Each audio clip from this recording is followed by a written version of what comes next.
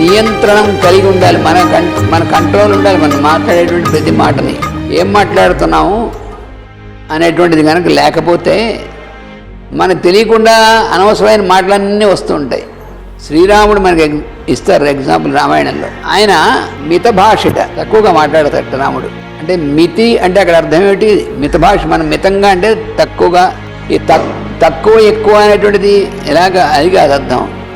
మితి అంటే మెజర్ అంటే కొలత అంటే అర్థం. ఎంతవరకు మాట్లాడాలో అంతవరకే మాట్లాడడం, అనవసరమైన మాటలు మాట్లాడకుండా, అది మిత భాష అంటే.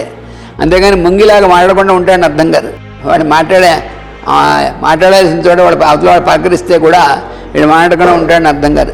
మితి ఏది, ఎంత మాట్లాడాలి అంతవరకు మాట్లాడి, అది మితభాషి. రాముడు మితభాషి, హితభాషి అంటే అవతల వాడికి హితం కలిగించేటువంటి మాటలే మాట్లాడతాడు, అనవసరమైన మాటలు మాట్లాడు, హితభాషి. అంతేకాదు వాళ్ళు పలకరించక ముందు ఈయన పలకరిస్తాడు. పూర్వభాషీచ రాఘవ అన్నారు. అంతేగాని వాళ్ళు పలకరించిన తర్వాత ఆహా అని అప్పుడు పలకరించడం కాదు.